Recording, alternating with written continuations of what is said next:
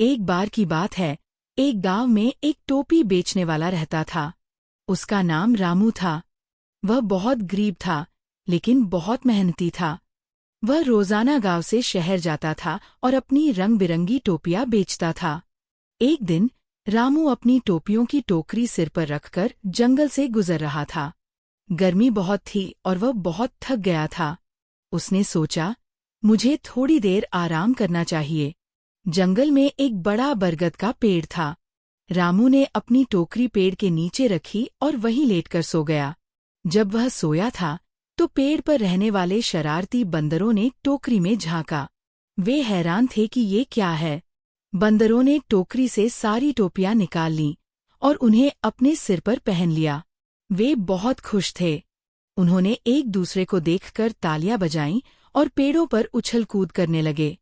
थोड़ी देर बाद जब रामू जागा तो उसने देखा कि उसकी टोकरी खाली थी। वह बहुत परेशान हो गया।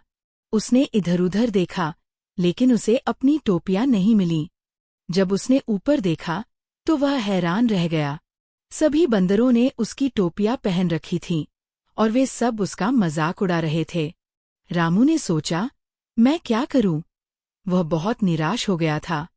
तभी उसे एक उपाय सूझा। रामू ने सोचा, बंदर नकलची होते हैं।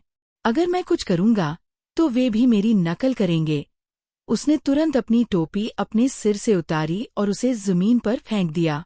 रामू को देखकर बंदरों ने भी अपनी टोपियां अपने सिर से उतारीं और उन्हें जमीन पर फेंक दिया। रामू बहुत खुश हुआ।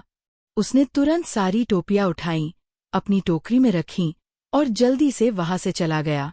उस दिन रामू ने सीखा कि हमें मुश्किल समय में डरना नहीं चाहिए, बल्कि समझदारी से काम लेना चाहिए। एक गांव में एक बूढ़ी दादी रहती थीं, जिनका नाम राम दुलारी था। उनके घर के पीछे एक बहुत बड़ा बेर का पेड़ था, जिस पर मीठे और रसदार बेर लगते थे। दादी रोज सुबह उठकर उस पेड़ से बेर तोड़ती थीं और उन्हें खाती थीं। गांव के बच्चे भी बेर खाने के लिए दादी के पास आते थे और दादी उन्हें खुशी खुशी बेर देती थीं। उसी जंगल में एक बहुत ही चालाक लोमड़ी भी रहती थी, जिसका नाम बिल्ला था। बिल्ला को बेर बहुत पसंद थे। वह रोज दादी के बेर के पेड़ पर बेर को देखकर लालच में आ जाता था, लेकिन वह डरता था कि दादी उसे देख न लें। एक दिन जब दादी पेड़ के पास नहीं थी, बिल्ला चुपके से पेड़ पर चढ़ गया।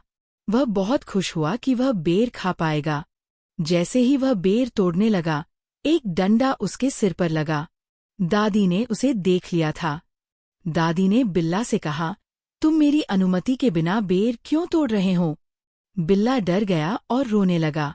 उसने कहा, मुझे माफ कर दो, दादी।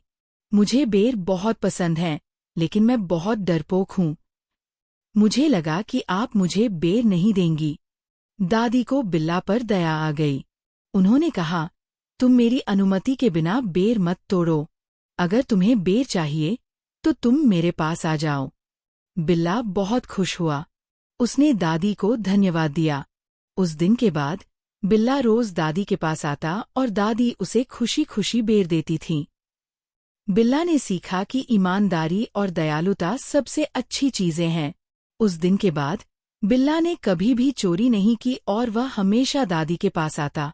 दादी को भी बिल्ला से बहुत प्यार हो गया था। दोनों की दोस्ती पूरे गांव में मशहूर हो गई थी। एक गांव में एक लकड़हारा रहता था, जिसका नाम सुंदर था। वह बहुत ईमानदार और मेहनती था, लेकिन वह बहुत गरीब था। वह रोज जंगल में जाता था और पेड़ काटकर अपनी कुल्हाड़ी से अपनी जीविका कमाता था। एक दिन जब सुंदर एक नदी के पास पेड़ काट रहा था, तो उसकी कुल्हाड़ी फिसल गई और नदी में गिर गई। सुंदर बहुत उदास हो गया। वह रोने लगा और सोचने लगा, अब मैं क्या करूं? अब मैं कैसे लकड़ी काटूंगा? सुंदर की रोने की आवाज सुनकर नदी से एक जलपरी बाहर आई। जलपरी बहुत सुंदर थी। उसके बाल सुनहरे थे और उसके पास एक सुनहरी कुल्हाड़ी थी। जलपरी ने सुंदर से पूछा, तुम क्यों रो रहे हो, मेरे दोस्त? सुंदर ने जलपरी को बताया कि उसकी कुल्हाड़ी नदी में गिर गई है। जलपरी ने कहा, चिंता मत करो, मैं तुम्हारी मदद करूंगी।